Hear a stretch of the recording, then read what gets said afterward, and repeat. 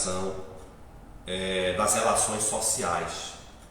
É interessante até notar que no livro a Gênese, os Espíritos vão colocar que a sociedade é um ser coletivo. Vocês concordam? Sim. Ela é feita de indivíduos, embora a gente considere que existam classes sociais dentro das condições atuais do mundo, famílias, mas mesmo as famílias e tudo isso é feito de indivíduos. Então, na medida em que os indivíduos melhorem a sua maneira de pensar, de agir, isso vai ter uma repercussão social, não vai? Com certeza. É aquele velho ditado, que eu não sei aqui de quem é: a melhora que você quer ver no mundo, faça em você mesmo. Se você mudar o seu padrão de pensar, só o seu padrão de pensar, você já cria um impacto vamos dizer, na psicosfera, Marquinhos, como diz o filósofo Marcos, na egrégora do mundo. Que a gente vive num mundo poluído mentalmente, de muitos pensamentos de ódio, de angústia, a violência.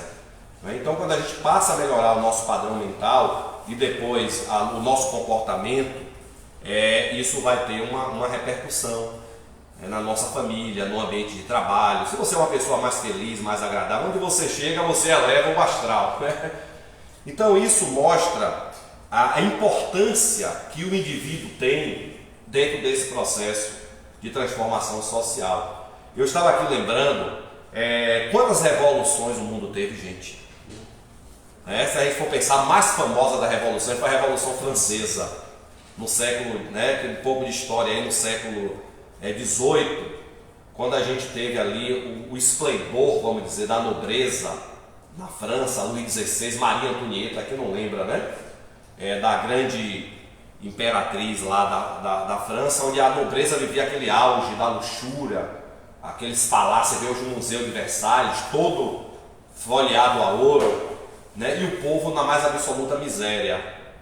E ali começava a emergir, né? Você tinha uma classe social que era a nobreza, junto com a igreja, né? E aí você vê muitas vezes a igreja aliado à monarquia, a nobreza e o povo na mais absoluta miséria.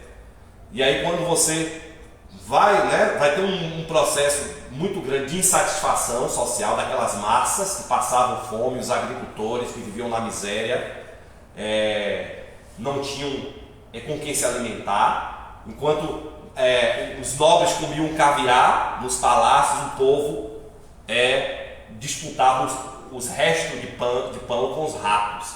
E aí nós vamos ter a revolução, todo aquele movimento, trazendo aquela bandeira que é famosa: liberdade, igualdade e fraternidade.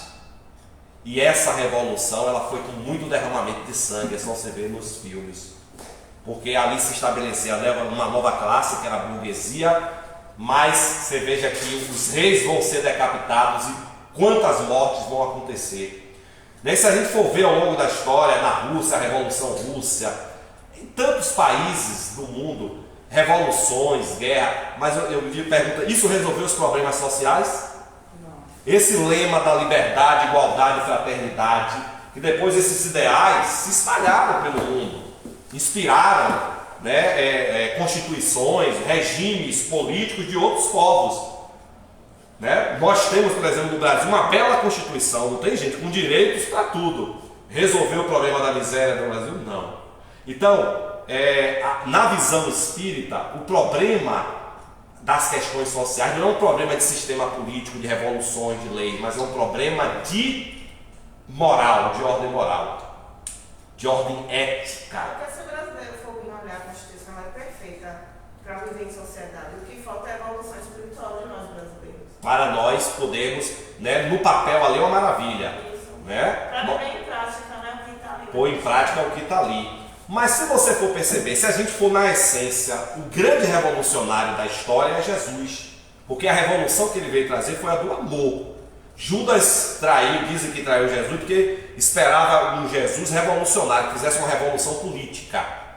Judas, inclusive, era dos zelotes, não é isso? Uma classe lá dos judeus que queriam combater os romanos pela força. Então ele não entendeu a proposta de Jesus, aquela proposta das bem-aventuranças, né? Quando o povo estava ali, muito sofrido aquele povo, é verdade que Jesus multiplicou os pães e os peixes.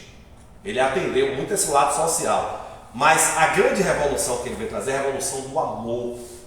É uma revolução espiritual, certo? Comportamental, de melhoria, de aprimoramento moral do ser humano. Porque os espíritos vão colocar, né, que nós vivemos uma nova era, né? Vivemos um período significativo de transformação que não é de um só povo, de um só país, é uma transformação global, de grandes acontecimentos que vão mudar a ordem do mundo. Veja a pandemia, o impacto que a pandemia, talvez daqui a 10, 50 anos a gente perceba toda a mudança de mundo, de visão de mundo, a mudança comportamental, né, de termos mais solidariedade que essa pandemia gerou. Então, esses acontecimentos vão criar uma nova ordem que os espíritos colocam, né? Tudo isso para trazer uma nova ordem de coisas, mas é uma revolução no sentido moral. Não são cataclismas, catástrofes, onde você vai ter essas doutrinas milenaristas do fim do mundo, do juízo final. É uma revolução moral. E os espíritos dizem, a luta é de ideias. São as ideias do egoísmo, do materialismo, da crueldade, da perversidade, contra as ideias do amor ao próximo, da tolerância, da fraternidade. E é isso que é importante a gente considerar. Porque não adianta a gente ter instituições sociais fortes. Por exemplo, nós temos um Congresso Nacional, é importante ter um Congresso Nacional, mas me diga, o Congresso, muitas vezes, os políticos cumprem o seu papel? Não. É problema do Congresso, do que está? Não. É problema dos homens que estão lá. Esses homens saem da onde? Da sociedade. Temos o Ministério Público, temos a Justiça, gente. A Operação Faroeste aqui na Bahia foi prender os desembargadores, presidentes de tribunais. Então não adianta a gente ter instituições estruturadas se o homem que vai atuar lá não tiver um compromisso ético com o seu semelhante. Não é? Então, a proposta espírita, e sobretudo, é uma proposta sempre da reforma íntima. Lógico que a gente quer também, o espiritismo não é apolítico.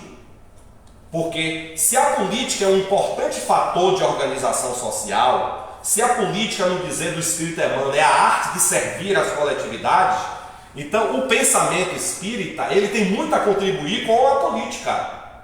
Quer ver uma coisa? Quando a gente lançou aquele movimento contra o aborto no Brasil, não foi se uniu espíritas, católicos, porque a visão espírita da vida é que a vida começa desde a concepção. O espírito ali já reencarna. Então somos,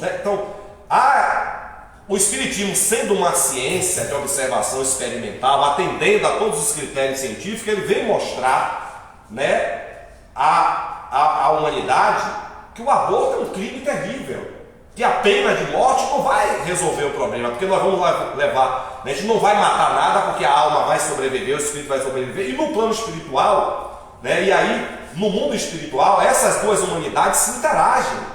Porque quando a gente fala lei de sociedade, eu não estou me referindo só à sociedade humana, não.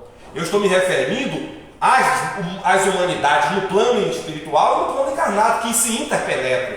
E aí vocês já começam a perceber que as ideias espíritas vão gerar uma revolução nas ideias, nos costumes, na maneira da gente se relacionar, de se postar perante a vida. E é isso que vai fazer a diferença. Então, quando a gente falar de política, a gente pode perfeitamente ter uma atuação política, mas não partidária. Não é chegar aqui, partido A, porque quantos partidos a gente tem no Brasil? Mais de 30, 40. Resolveu o problema social? Não resolveu. Então a questão, na essência, entendeu? Não é de sistemas sociais, de combater efeito, mas ir nas causas.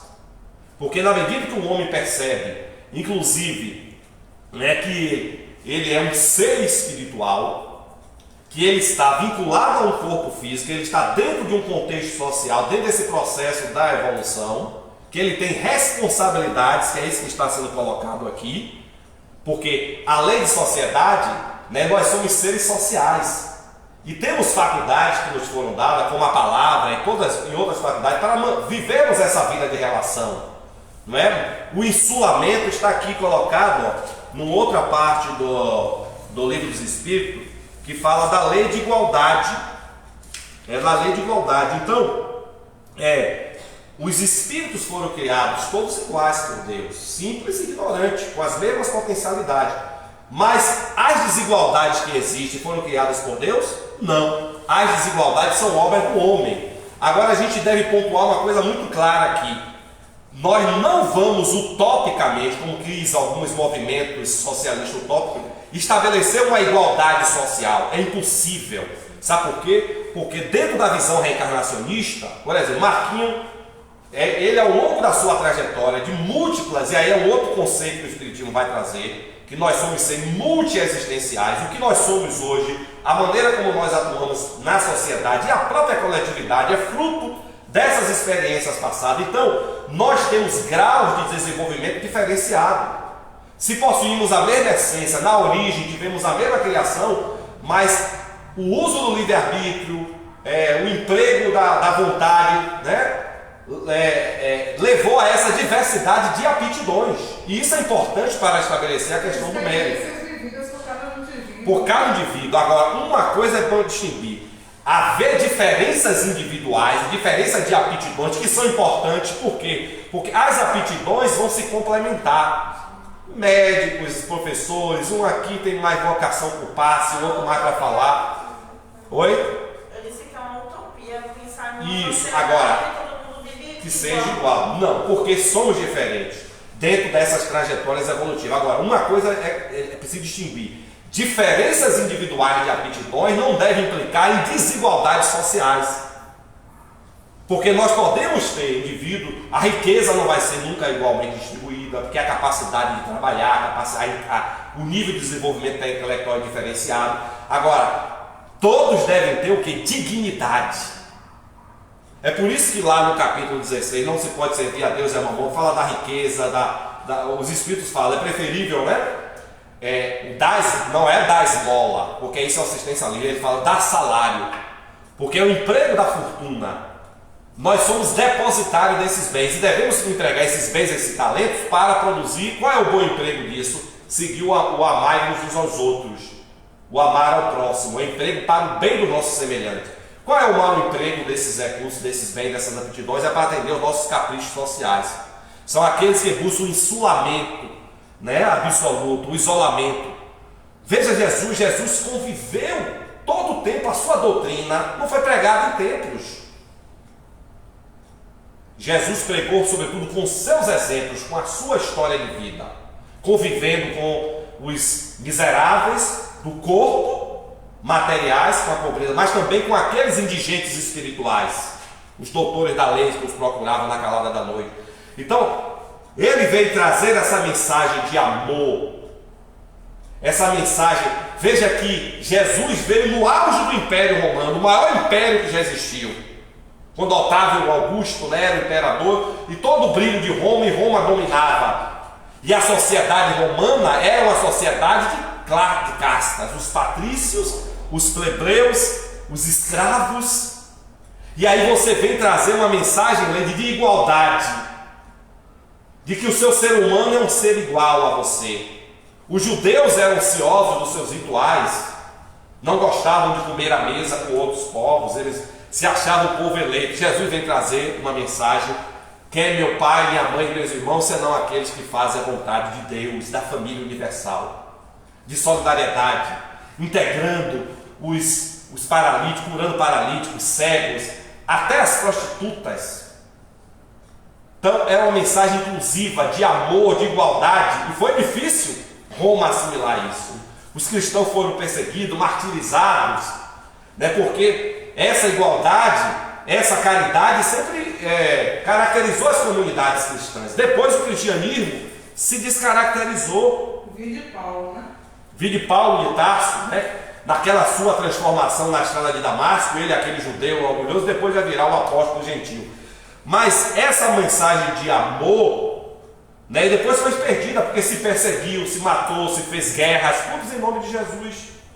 E nada disso equacionou os problemas sociais. Ainda existe, né? E ainda existe essa intolerância. Então o Espiritismo vem resgatar esse cristianismo. né, primitivo. E nós precisamos, seguindo essas tradições, a vivência desses ensinamentos que o Espiritismo nos traz, não é para ser feita essencialmente aqui dentro do centro espírita. É para a gente levar isso para a vida. A própria mediunidade, essa capacidade, essa sensibilidade espiritual, nós somos médios 24 horas. Estamos aí convivendo com essa nuvem de testemunhas, com padrões de pensamentos, com consciências que estão desencarnadas a todo momento. Então, precisamos levar para estabelecer o que os espíritos vão colocar como, as ideias espíritas um dia vão virar crença geral. Não é que a humanidade vá se converter ao espiritismo, mas a ideia da reencarnação é muito importante para a gente compreender essas aparentes, por exemplo, anomalias sociais. Porque não é possível imaginar, sustentar uma justiça divina sem a ideia da reencarnação. Certo? Essas anomalias, essas diversidades de aptidões, essas desigualdades que muitas vezes decorrem das nossas experiências que são diferenciadas. Mas isso não significa que a gente deva ter concentração de renda, que as pessoas não tenham direito a um bom emprego, a condições dignas de vida. É isso que a gente tem que lutar. Então, as ideias espíritas, elas podem e devem influenciar, por exemplo, políticas públicas. Porque são essas políticas públicas que vão estruturar ações sociais. E tem a ver muito com a visão que a gente tem do homem. Porque quando a gente vive essa sociedade onde o egoísmo ainda é a regra vigente, é cada um por si, é a lógica materialista, porque a gente tem uma visão de homem. Qual é o homem que a gente quer formar para essa sociedade? No Espiritismo, e no Livro dos Espíritos traz os caracteres do homem de bem.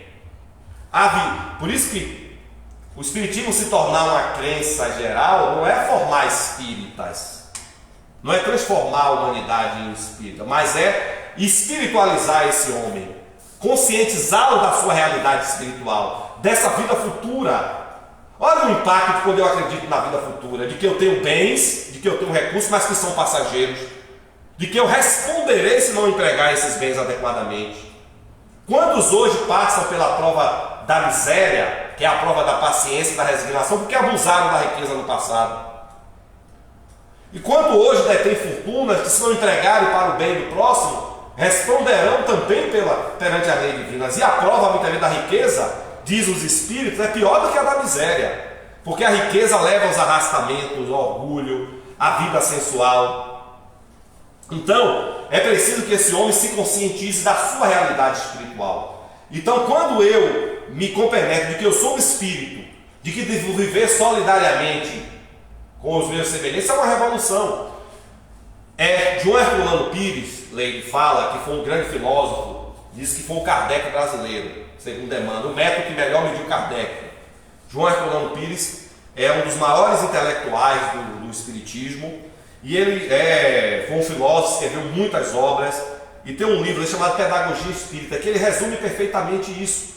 Porque a sociedade hoje, se a gente for perceber, porque existe tanta crueldade, violência, a gente está nas famílias, em todas as famílias, egoísmo, insensibilidade, isso independe de classe social, de nível cultural, Então, qual é o modelo de homem que a gente quer formar para essa sociedade? Aí João Herculano Pires até nos traça um panorama histórico. Ele diz que no tempo da Grécia, os gregos visavam a formação do homem cidadão. Era o homem, quando surgiam as cidades, a democracia, a política, era o homem voltado para a cidadania, para a lei, para a polis, para a cidade. Depois veio a Idade Média, com o predomínio da igreja, o homem cristão. Mas não é aquele cristão que vive esse ensinamento do Cristo, não. É aquele cristão dogmático que seguia os subordinados à igreja, as autoridades eclesiásticas, que vivia aqueles rituais. Era aquele cristão que muitas vezes ia para as cruzadas e aderia à Inquisição para perseguir e torturar os seus semelhantes em nome do todo amor que foi Jesus.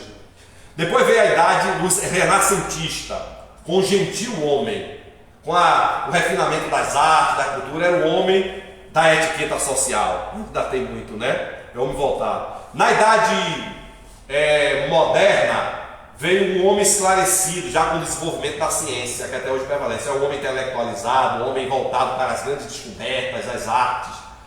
A idade contemporânea, ele diz que é o homem psicológico. é um homem cético nas questões religiosas, ele sai do confessionário e vai para os consultórios de psicologia e psiquiatria. E o Espiritismo vem propor o homem novo, o homem integral, que é um homem consciente da sua origem, da sua natureza, do seu destino, e que não deixa de ser uma síntese de todos os homens, porque o Espiritismo vai levar em conta todas as dimensões do ser humano, porque nós vivemos em sociedade. O espírito evolui dentro desse contexto, não é, gente? Onde é que o espírito vai evoluir? Ou ele vai estar no mundo espiritual, mas no mundo espiritual ele também vai estar dentro de colônias de organizações sociais, onde inclusive as colônias de nosso lar, lá prevalece a questão moral, porque André Luiz, que é o espírito de Carlos Chagas, um dos grandes cientistas, quase ganhou o Nobel, ele passou muitos anos no umbral, e quando foi para nosso lar, para as câmaras de retificação, ele foi limpar banheiro lá, um cientista renomado. E lá se tem um produto chamado bônus horas, que é em cima da sua capacidade de trabalho, de realização. Então é a condição moral. Kardec já falava, aristocracia intelecto-moral. Então tudo passa pela questão moral. Então nós precisamos formar homens de bem, homens que manuseiam o computador, homens que manuseiam o microscópio, homens que pegam o telescópio, que descubram novas galáxias, mas um homem que saiba perdoar, que saiba compreender a fraqueza, que seja indulgente, que seja compassivo, como Jesus mostrou na parábola do monge samaritano, ter a compaixão pelos nossos semelhantes. Então, não é? O Espiritismo, as ideias espíritas, pelo poder, pelo alcance, o Espiritismo é uma doutrina que está mais apta do que qualquer outra a ajudar nesse processo de transformação da humanidade. Porque Kardec fala na Gênesis, no capítulo Nova Geração, né? Ou a humanidade evolui por revoluções, e é verdade, que muitas vezes são movimentos bruscos, inclusive de ordem também material, os cataclismas que reafeiçoaram a geologia do planeta, mas também as revoluções políticas, sociais. E uma revolução lenta e insensível, que é o progresso lento das criaturas através das reencarnações. Nós hoje que estamos aqui, né, já nesse esforço de ser cristão, já tivemos lá, nessas hordas guerreiras, nesses processos de exploração do nosso semelhante, e hoje estamos aqui já tentando, né, depois de bater tanta cabeça, de passar pelas experiências, porque a reencarnação nos faz passar por diversas posições sociais. O machista de hoje, esses que estão aí no feminicídio, fazendo feminicídio, muitos deles vão reencarnar aqui ou outro planeta, na condição feminina, para aprender a respeitar a mulher.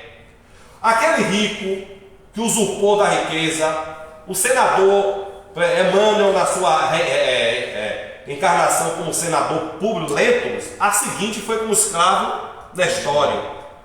Então a reencarnação vai jogando a gente em várias posições sociais para que a gente aprenda o que é ter posse, ter riqueza, mas o que é também passar pela escassez, pela pobreza, pela escravidão. Não que estejamos legitimando a escravidão, mas Deus se vale desses mecanismos para estabelecer a justiça. Então, muitas vezes, eu estava vendo na obra de André Luiz, por exemplo, de pessoas que conspiraram contra outras, tomaram a riqueza, o dinheiro dessas pessoas, usurparam. Depois essa pessoa que foi espoliada desencarnou e voltou como filho ou como neto para readquirir aquelas posses. Então a reencarnação mostra para a gente, é uma revolução. Sabe por quê? Às vezes, muitas vezes, fala de desenvolvimento sustentável, de deixar um planeta melhor para as futuras gerações, que a gente precisa preservar. Essas futuras gerações não seremos nós? Seremos nós. Colheremos o que estamos plantando agora. Então, gente, por isso que nós vemos esses problemas todos. É interessante no capítulo 8 da Lei de Progresso que os Espíritos colocam civilização. A civilização foi um bem ou um mal? Porque é uma civilização que produz a energia nuclear, bombas atômicas para se autodestruir. Uma civilização que, se não rever os seus processos de consumo, de uso de bem, vai destruir o próprio planeta. Todos esses males. Será que a civilização é um bem ou um mal? A gente fica pensando, não era melhor aquele tempo passado, onde tudo era mais muitas vezes familiar, né? A gente podia ficar nas portas. Eu sou do tempo que até quem Piripiri, lembra agora da saudosa Dona Valda, lembrei dela agora. Dona Valda contava naquela época quando faltava luz, e a gente ficava ali na rua, ali no Manto Júnior, né? Passava no esgoto. Naquela época eu caçava até gia, viu gente? Comia até gia nos esgotos, no rio que passava ali. Mas ela contava aquelas histórias de lobisomem e tudo, a gente ficava nas portas da casa. Hoje a gente não pode mais ficar, né? Bons tempos. Não é? Bons tempos. Mas, sim, eu falava nessa questão, né? Tô indo lá e cai, agora me perdi. Da civilização. Da civilização, obrigado, querido. Então, a civilização é uma civilização incompleta, que o Espírito diz. A civilização é um progresso incompleto, porque os Espíritos dizem, os males por ela produzidos, todos os males que a gente vê, as desigualdades sociais, os conflitos, a desestruturação das famílias, desaparecerão quando o moral estiver tão desenvolvido quanto a inteligência. Porque é esse homem de bem que a gente precisa formar, gente. E quando a gente vai ver a educação infantil, é desde cedo os instintos de espíritos que vêm perversos, obsidiados. Eu já vi crianças lá na creche que tem obsidiadas mesmo. Não é porque não tinha diagnóstico de autismo, não tinha diagnóstico de hiperatividade, né? E a menina ficava com 5 anos atrás da cortina, tinha uma cortina, se mordendo, agredindo os colegas. Era um processo obsessivo, porque era um espírito que já vem trazendo essas marcas e esses vínculos com outras entidades. O próprio Divaldo tinha um espírito obsessor desde criança. Pois é, então o que a gente vê cedo, né, que eu falo, a gente precisa, né, então, desde cedo, formar esses homens conscientes, homens de bem, homens que não apenas sejam intelectualizados, porque um homem intelectualizado sem sentimento, ele vai usar a inteligência para oprimir o seu semelhante. Nós precisamos passar valores. Então é uma civilização incompleta, né? Inclusive os espíritos dizem, por que indícios se reconhece uma civilização completa pelo seu desenvolvimento moral? E é isso que está faltando. É isso que está faltando. Quando eu falo de moral, não é naquele sentido tradicional, de costumes conservadores, porque isso até vai mudando de acordo com as épocas, né? A moral ela é muito contextualizada a determinado momento, mas eu estou falando de ética. Quando eu falo de não desejar para o próximo aquilo que não deseja para si mesmo, eu estou falando de uma ética universal. É isso que a gente precisa passar, de pessoas que sejam solidárias, sensíveis.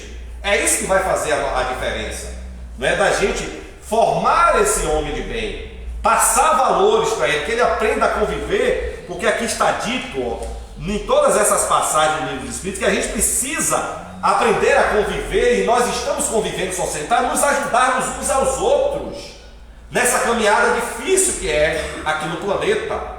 Precisamos estar de mãos dadas, precisamos nos auxiliar, nos amparar, né? Inclusive espiritualmente falando, porque, né, convivendo conosco existe um mundo espiritual.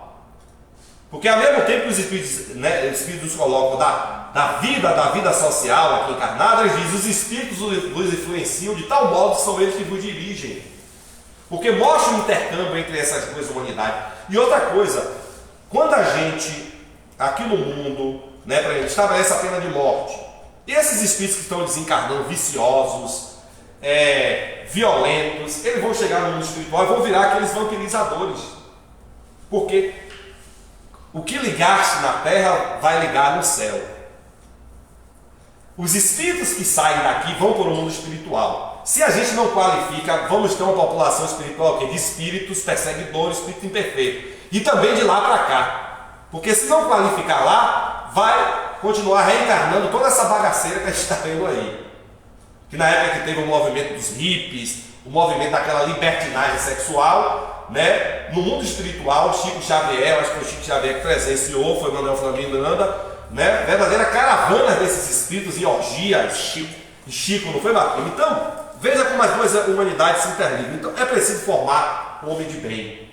Essa semana eu vi um vídeo de um sociólogo falando que o reflexo da sociedade de hoje é exatamente o que você falou, das pessoas do tempo anos atrás que foi em busca dessa liberdade, que foi uma liberdade tão exagerada, que veio com essas coisas de liberdade libertinagem, de drogas. Sim. E isso atrapalhou na evolução da sociedade em si, porque tem a ver com o que você falou. É a liberdade com responsabilidade. Por quê? Nós gozamos de limitar a liberdade só no pensamento, porque a liberdade de consciência é sagrada, mas o nosso fazer, as nossas ações, elas devem ter limites nos direitos dos outros, porque precisamos respeitar os direitos do nosso próximo e aprender a conviver aqui ou no mundo espiritual, porque estaremos sempre convivendo em coletividade. O fato da gente se despir dessa veste corpórea não vai abandonar a nossa condição de seres humanos. E no mundo espiritual mais próximo da Terra, as colônias, as organizações sociais são semelhantes.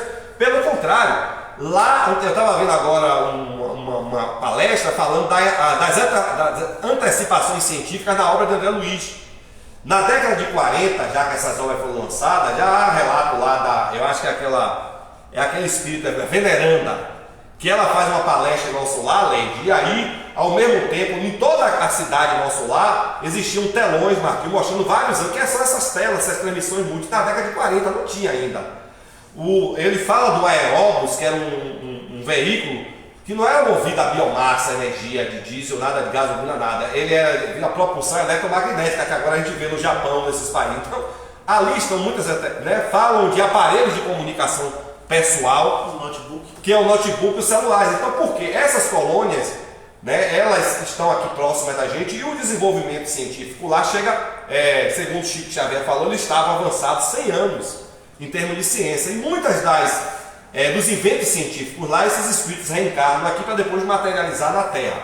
Mas isso mostra essa grande solidariedade. Então, voltando à questão da civilização, aí os espíritos vão dizer, vocês só vão ter o direito de vos dizer civilizado quando de vossa sociedade houver de banir os vícios que a desonram, e quando viver como irmão praticando a caridade cristã.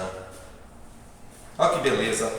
Dentre duas civilizações, a mais civilizada de duas nações que atingiram o ápice da escala social é aquela onde exista menos egoísmo, cobiça e orgulho. Que a gente vê o egoísmo ainda exacerbado, as vaidades religiosas, vaidades políticas, todo tipo de ódio. Onde menos enraizado se mostra os preconceitos de casta e de nascimento. Que a gente leva em consideração a pessoa não pela cor da pele, não por ela ser da religião A ou B, não por ela ser do clube A ou B, do partido A ou B. Entendeu? Porque as pessoas estão achando que partido político, que seita vai resolver. Não vai resolver, o que resolve é amor. E os espíritos, onde existe amor, as leis sobram, não há necessidade de lei. O império, quando há uma condição moral da lei, a lei está na consciência. Não precisaríamos de nenhuma lei.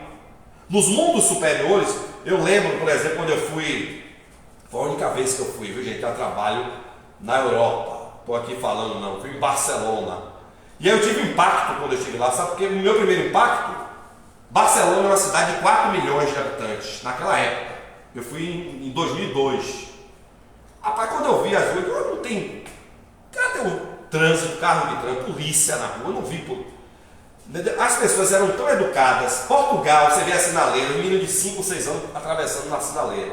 Aqui os motoristas estão invadindo os sinais, matando as pessoas. Então, existe lei de trânsito na Espanha? Existe, mas quando as pessoas passam a respeitar as leis, as sinaleiras, você não vê viaturas de trânsito, você não vê policiais, assim, porque as pessoas, é uma sociedade autorregulável em alguns aspectos, entendeu? Então, na medida em que a gente respeita as leis, que a gente passa a ter essa consciência cidadã, não é preciso ter tanta lei, não é preciso ter gente fiscalizando, Aí tem lei para punir quem joga lixo na rua, precisa isso, gente, se a gente se educar, não precisa. Então, a lei tem que estar na nossa consciência. Nos mundos evoluídos não existe essas. Imagina mundos evoluídos dos espíritos puros, precisa haver isso, precisa haver polícia. Uma sociedade que não tivesse violência, e a necessidade de ter polícia, ia ter justiça, não precisava ter justiça, porque a gente ia saber respeitar o direito, entendeu? É utópico nessa fase, mas existem mundos que a organização social a gente nem sequer imagina, que não precisa essa lei repressora. Como diz, a grande revolução que a gente vai ter moral quando tiver, é passar de uma sociedade que chama heterônoma, hétero, do outro, de imposições que vêm de fora para dentro, para uma sociedade autônoma, onde os indivíduos vão estar tão moralizados e espiritualizados que rege uma autonomia. Você não precisa de lei, de regra, de imposições externas, porque a grande revolução é de dentro para fora.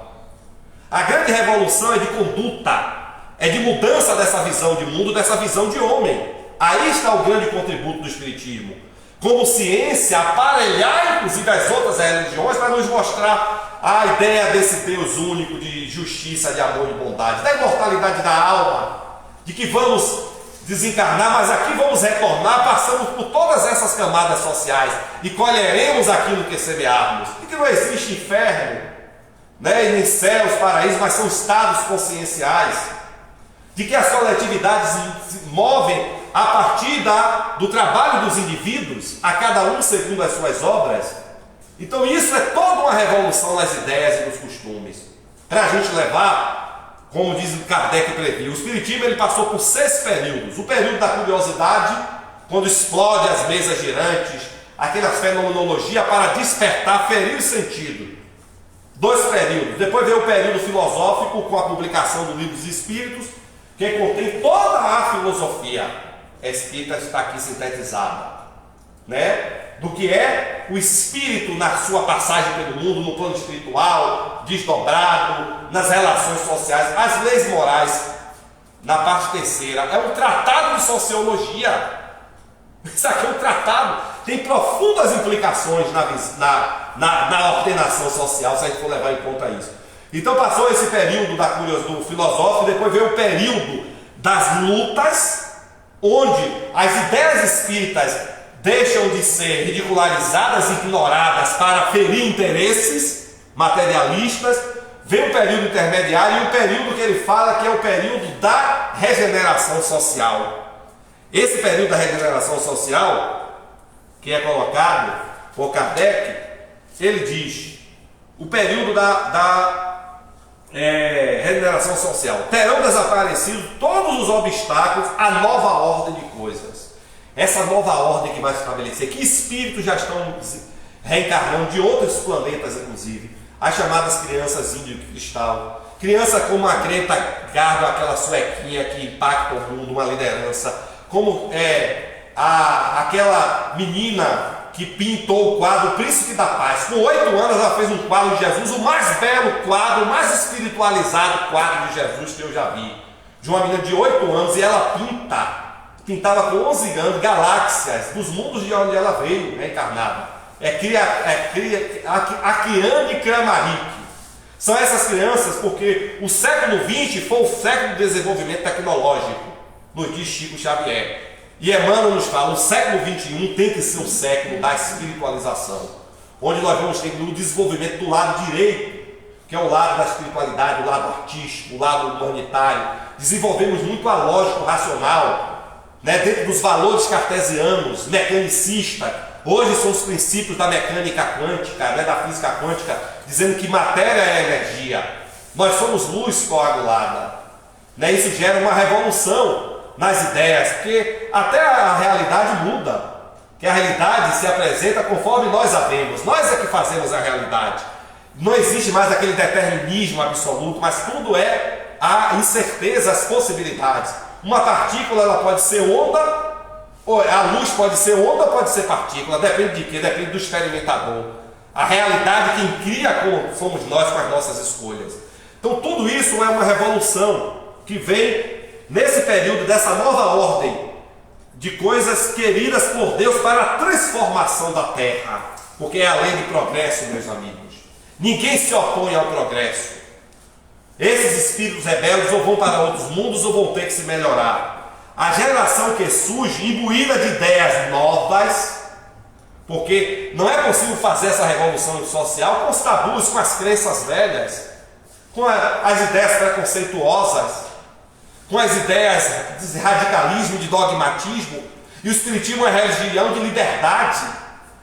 É uma religião que pega a liberdade do pensamento, a fé raciocinada. Não podemos ser mais dogmáticos, né? Assegurar a vitória definitiva da união, da paz e da fraternidade. inclusive para espiritualizar a política. Porque Gandhi foi um revolucionário, libertou o povo indiano do jugo inglês, sem derramar uma gota de sangue, sem pegar em qualquer arma, que ele era um pacifista como Jesus. Então é possível fazer a revolução política por valores. É isso que a gente precisa. É por isso que eu falo, que precisa sair de dentro do centro, levar a ideia espírita para fora. Se eu estou dentro de um conselho municipal da criança, onde se formula essa política para a criança, vamos trazer a ideia espírita de criança, a ideia reencarnacionista. Essa semana eu estava visitando uma creche aqui, é possível sim, uma creche aqui em Cotos, que ela tem 500 alunos, é comunitária. É comunitária.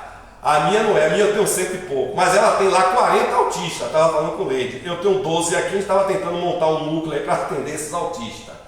E aí, a menina que está lá, eu fiquei impressionado, a gente vai em Cotos, não dá nada. Rapaz, a estrutura da sala montada, com várias ferramentas para trabalhar pedagogicamente os autistas, com livro, ela tem 2 pós-graduações, essa menina.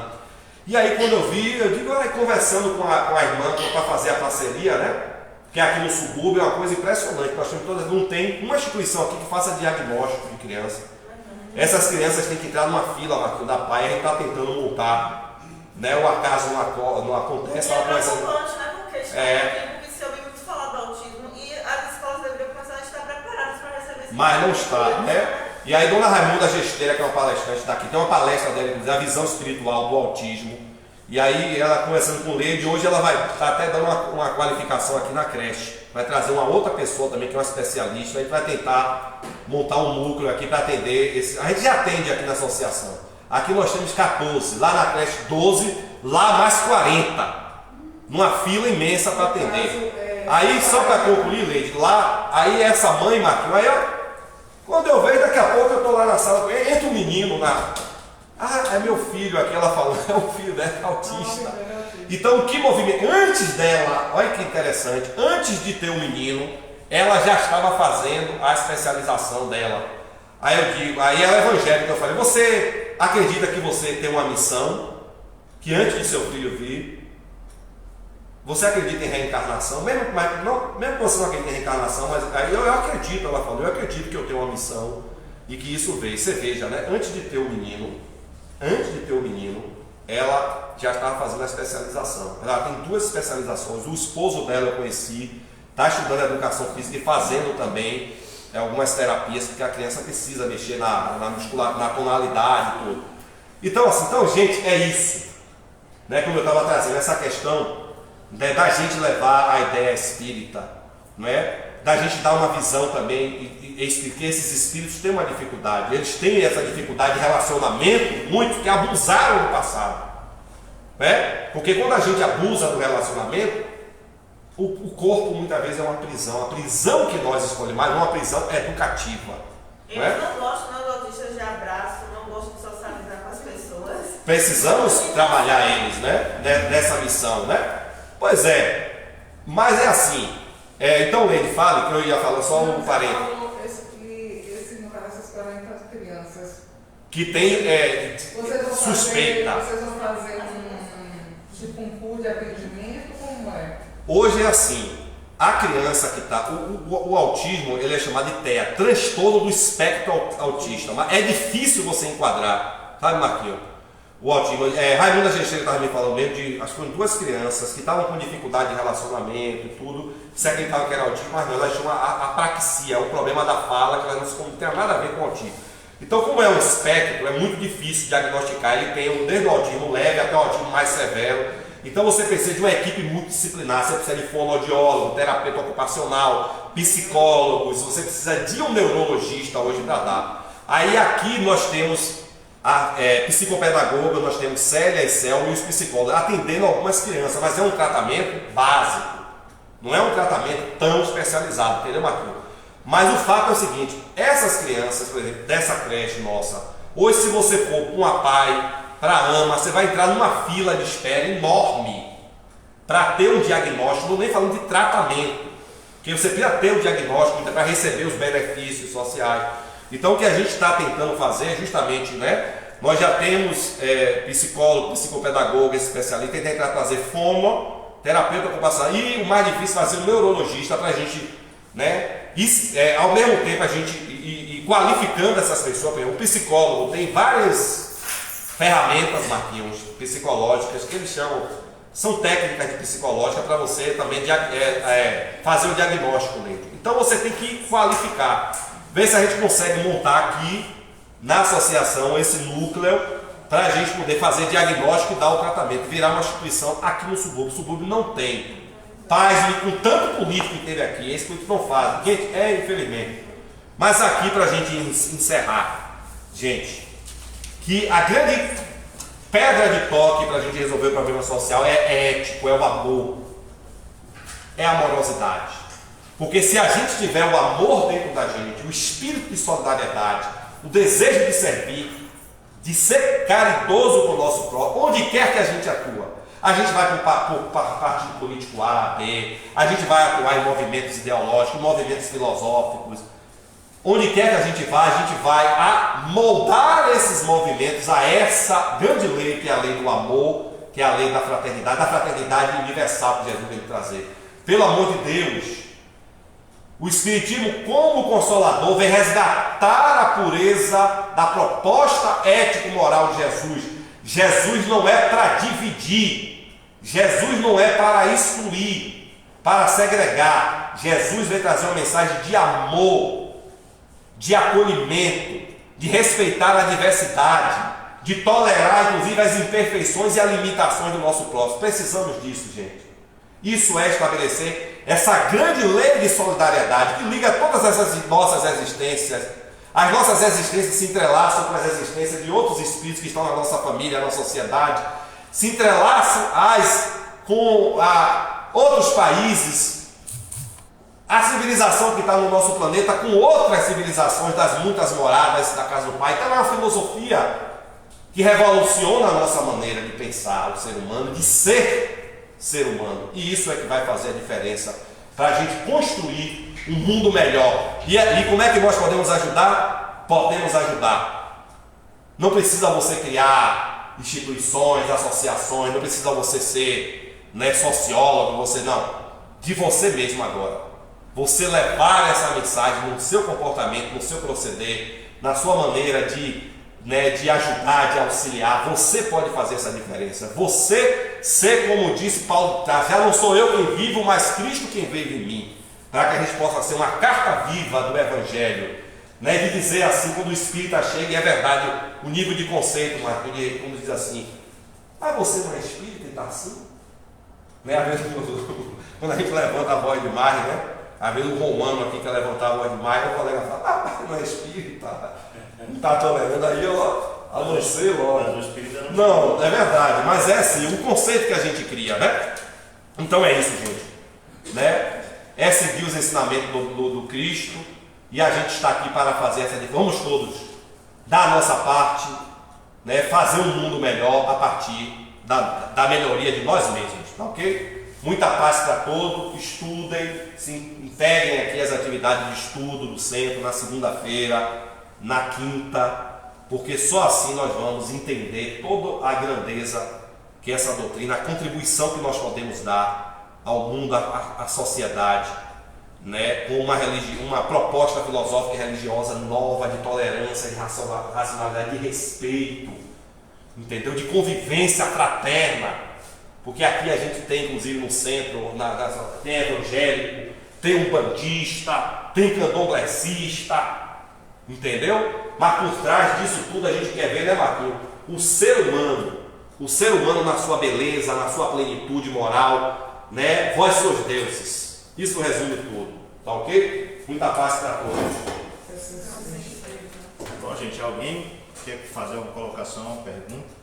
Você falou disso, eu sempre lembro da minha experiência, com muita alegria, de ter sido convidado para falar sobre Jesus dentro de uma casa de Umbanda. Eu sempre agradeço muito essa oportunidade que eu tive de falar do Cristo, experiência única. Que espero que me chamem outras vezes para falar sobre reencarnação, qualquer outro processo, que vai ser muito interessante, muito enriquecedor. questionamentos, gente? Perguntas? Então, foi muito claro, né, Leide? Aos nossos amigos internautas, caso tenham algum questionamento, para deixar aí na pergunta no Face, que César responde você. Respondemos lá. Responde, se ele não souber, ele vai perguntar aos universitários. Vou remeter às obras básicas, antes de ler. Então vamos, os passistas, vou pedir para os passistas lá, a luz, por favor. Estamos encerrando mais um trabalho na nossa casa. Agradecendo a todos a presença, agradecendo aos nossos irmãos internautas que estão nos assistindo, nos ouvindo, nos assistindo. Hoje a explanação, semana que vem estaremos novamente, como o César bem falou, frisar o estudo, convite a todos que possam vir estudar aqui na casa ou online pelo Skype. É só deixar a pergunta que nós responderemos ou deixar o endereço do Skype que nós iremos entrar em contato e aí vamos adicionar o grupo de estudo. Então agradecemos ao mestre e amigo Jesus pela oportunidade que aqui estamos, aos espíritos que aqui trabalham, aqueles que estão no anonimato, aqueles que conhecemos, espíritos amigos que nos amparam, que nos orientam, que nesse momento em que estamos em oração, conectado com Deus e com a espiritualidade, mentalizando os nossos entes queridos, aqueles que direcionamos as nossas orações e os nossos pensamentos. Que Jesus e os bons espíritos possam levar até lá a paz, a tranquilidade e a paz. Que assim seja.